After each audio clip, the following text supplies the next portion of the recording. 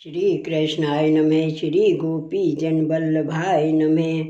श्री महाप्रभु वल्लभाचार्य जी की 84 बैठक चरित्र 42। मलय पर्वत उटक मंड के पास अनिश्चित। श्री आचार्य जी महाप्रभु की बैठक मलयाचल पर्वत पर है। वहाँ आप विराजे। वहाँ आसपास चंदन का वन है। तामसी जीवों के उद्धारार्थ आप पधारे। वहाँ एक चंदन के वृक्ष के नीचे विराज कर कृष्णदास से कहा कि यहाँ हेम गोपाल ठाकुर जी विराजते हैं। जब हेम गोपाल जी ने जाना कि श्री आचार्य जी महाप्रभु पधारे हैं, तब वे मिलने के लिए आए। श्री हेम गोपाल जी और श्री आचार्य जी परस्पर मिले, तब अनिर्वचनीय सुख हुआ। पीछे हेम गोपाल जी ने कहा कि तुम ऐसी विकट जगह पधारे हो, यहाँ तामसी जीव बहुत हैं, वे आपस में बहुत लड़ती हैं। इस कारण आपके लिए फलाहार मैं लाऊंगा। आप वैष्णव को मत भेजना, क्योंकि यहाँ के तामसी जीव बहुत जहरीले हैं। तब श्री आचार्य जी ने विनती की कि आप प्रसन्न रहिए, आपके प्रताप से मेरे सेवकों का कोई काम नहीं लेगा। आपके प्रताप से मेरे सेवकों का कोई नाम नहीं लेगा। हम यहाँ महीने भर रहेंगे। ऐसे श्री मुख से वचन सुनकर श्री हेम गोपाल जी बहुत प्रसन्न हुए और कहा कि यहाँ आसपास चंदन का वन है, तब भी मेरी गर्मी नहीं मिटती है, परंतु आपके दर्शन मात्र से मेरे रोम रोम शीतल हो गए हैं। आपका पधारना यहाँ कहाँ से हुआ है?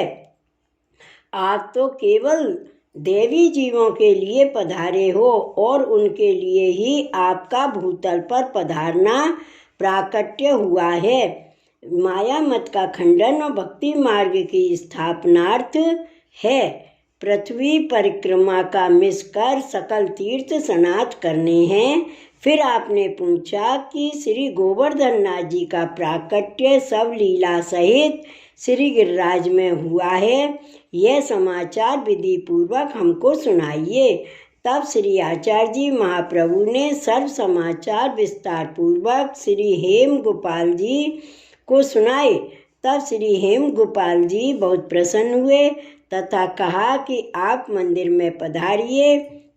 तब श्री आचार्य जी महाप्रभु ने विनती की कि आप पधारो, मैं अर्गजा सिद्ध करवाकर आपको आकर समर्पित करूँगा। श्री हेम गोपाल जी अपने मंदिर में पधारे। पीछे श्री आचार्य जी ने कृष्णदास मेघन को आज्ञा की कि तुम अर्गजा सिद्ध करो। दामोदर दास को आज्ञा की तुम केला और नारियल संभारो। सामग्री और अर्गजा सिद्ध होने पर श्री आचार्य जी सब सेवकों सहित श्री हेम गोपाल जी के मंदिर में पधारे। श्री हेम गोपाल जी को अर्गजा समर्पित किया और सामग्री आरोगाई। पीछे आज्ञा मांगकर श्री आचार्य जी अपनी बैठक में पधारे। दूसरे दिन श्री आचार्य जी ने श्री भागवत का पारायण आरंभ किया। तब श्री हेम गोपाल जी ठाकुर जी कथा सुनने को पधारे। श्री आचार्य जी ने आपको आसन पर पधराया। तब श्री हेम गोपाल जी ने आज्ञा की कि आपके मुख से कथा सुनने की बहुत इच्छा थी, वह समय मिल गया है।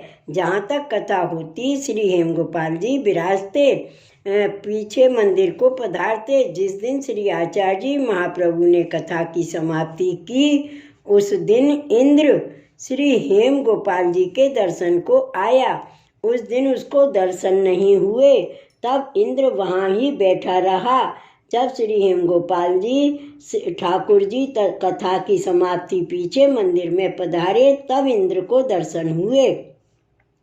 इंद्र ने साष्टांग दंडवत करके विनय पूर्वक पूछा कि महाराजाधिराज, अब तक आप कहाँ पधारे थे? आपका दर्शन नहीं हुआ, इसका क्या कारण है?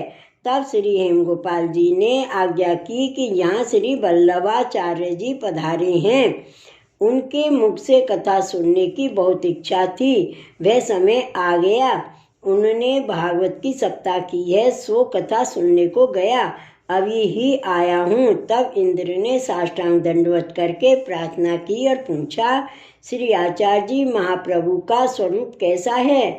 आप कृपा कर कहिए। श्री हेमगोपाल जी, ठाकुर जी ने कहा कि साक्षात श्री पूर्ण पुरुषोत्तम के मुखारविंद रूप हैं। तेरा यज्ञ मिटाकर श्री गिरिराज का प्रत्यक्ष रूप धरकर सहस्त्र भुजा धारण करके यज्ञ भोजन किया और गिरिराज उठाकर गोप और गो तथा ब्रज भक्तों का रक्षण किया।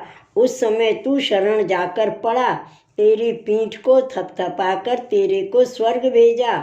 वही साक्षात भावात्मक पुरुषोत्तम देवी जीवों के उद्धारार्थ भूतल पर प्रकट हुए हैं। इनने माया मत का खंडन कर भक्ति मार्ग का स्थापन किया है। इस कारण अपना नाम श्री वल्लभाचार्य रखा है। चंपारण में आपका प्राकट्य हुआ है, तब तुम और ब्रह्मा आदि सब दर्शन को गए थे, उनको ही तू भूल गया है। वे ही श्री वल्लभाचार्य जी पधारे हैं। ऐसे श्री मुख के वचन सुनकर इंद्र ने दंडवत की और आज्ञा मांगी कि मैं महाराज वहाँ श्री आचार्य जी के दर्शन को जाऊं।